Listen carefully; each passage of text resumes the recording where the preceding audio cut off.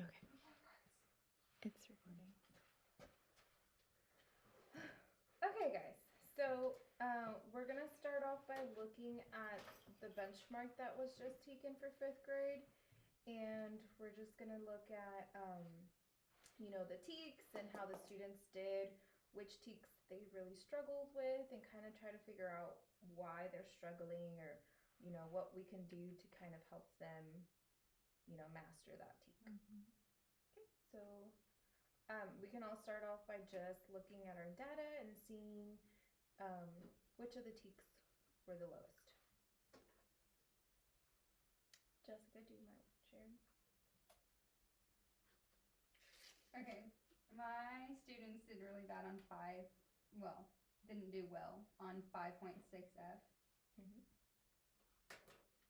The lowest one, it was asked several times, but their lowest one was question 27, and it was a 49% correct rate. Mine was 40%. 40%. Was 27 your lowest one as well?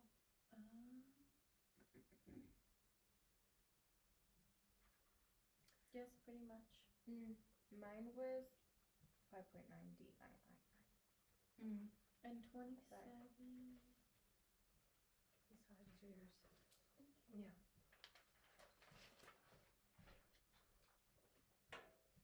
I'm trying to go back to the start test. So 27, it says stanzas 2 and 4 are each written as one line, most likely to highlight. Okay. And I looking at that specific TEK, it is asking students to make inferences and use evidence to support understanding. So it's both making an inference and text evidence. And making sure that they're using that evidence to support their choice.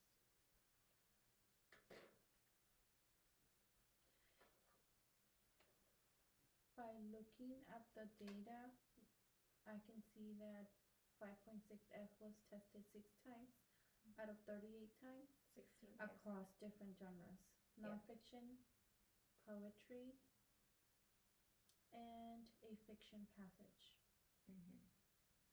So why do we think the students are struggling with that TEK? Is it the wording, or is it I think for the actual skill? dual language students, that could definitely be a vocabulary. But I think also they struggle with going back, improving their answers, and truly understanding what the author's is asking from them. Okay. And I agree, because I feel like many times they believe that, oh, I already know the answer, I don't need to go back and try to find that evidence. So what could be something that we could possibly do for the students, for them to practice that skill of, making their inference, but actually going back and providing that evidence as well? Making sure we're asking them where they find it after every single question, and making them prove it. Okay. So they can prove it to themselves too, because I feel like sometimes they read the passage and they think they automatically know it, so they don't even try to go back and look for that text evidence. For poetry, I think trying to make sure that they understand how to number their stanzas, because I noticed the first stanza, and then there's a sentence that's detached from the stanza, and then there's another stanza that begins. So if they don't know how to number a poem, then that could also throw them off in a question. Yeah.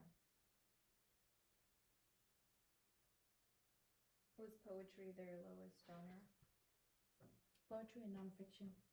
Poetry and nonfiction. Why do you guys think that is? I think nonfiction's just hard. I think it's hard for them. And then poetry, I think they just definitely need to practice with it. I agree. Because if we look back at the scope, we really only had 1 week. 1 week. That's true. And for sure, there will be poetry Yes. on Star. I mean, at least one. I think they definitely need to be singing poetry again.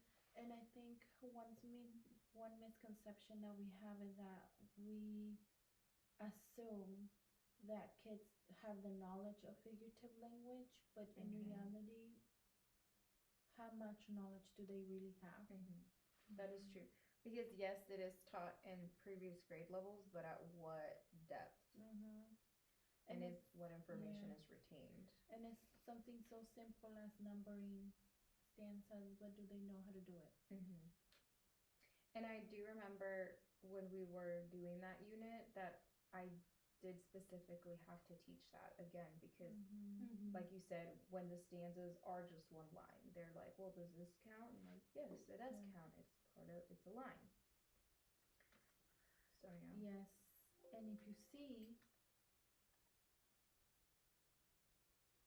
it says in the poem, stanza 2, the rock is very, very far away.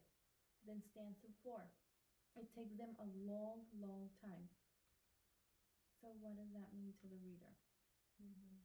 How much the speaker admires the dangers of swimming, the reason the speaker is afraid to make the swim, how important it is to be able to swim well. And once again, they kind of have to infer what the author's trying to mean by using those types of literary devices.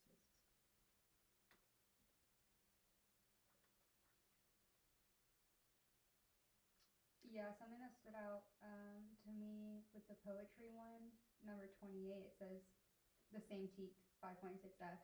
The poet capitalizes the word rock in the poem, most likely to show that, and that was one of the most frequently missed questions. And then I think it's question 4.